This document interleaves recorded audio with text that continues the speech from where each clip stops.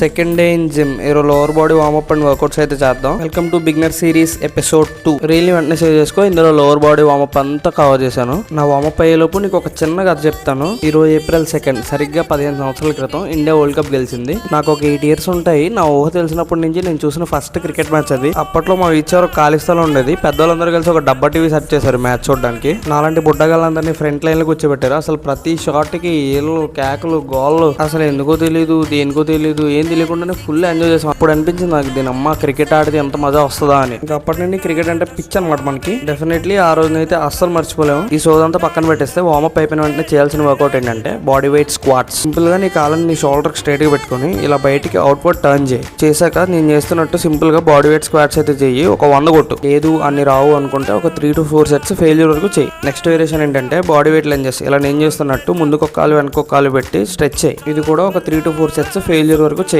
ఇంకా last thing Sumo squats. నీ కాల్ని ఎంత వైడ్గా పట్టుకెళ్తే అంత వైడ్గా పెట్టి ఇలా నేను చేస్తున్నట్టు చెయ్యి. ఇవి కూడా ఒక 3 to 4 sets ఫెయిల్యూర్ వరకు చెయ్యి. నేను అప్పర్ బాడీ లోవర్ బాడీ చెప్పాను కదా. ఒక 10 days స్ట్రైట్ గా మధ్య మధ్యలో ఒక రోజు రెస్ట్ ఇస్తూ ఇదే స్ప్లిట్ ఫాలో అవ్వు. ఇప్పుడే తొందరపడి వెయిట్స్ మీద వెళ్ళాల్సిన అవసరం ఏం లేదు. ప్రస్తుతానికి బేసిక్స్ అయితే బాగా నేర్చుకో. ఈ 10 days లో ప్రతి మధ్యలో ప్రతి వేరియేషన్ ఎలా పర్ఫామ్ చేయాలో క్లియర్ గా నేను ఎక్స్ప్లెయిన్ చేస్తాను. ప్రతి వేరియేషన్ కి సెపరేట్ రీల్ అయితే చేస్తా. రోజుకి 2 వీడియోస్ అయినా పోస్ట్ చేస్తా. నువ్వైతే అస్సలు తొందరపడకు, మెల్లగా నేర్చుకో.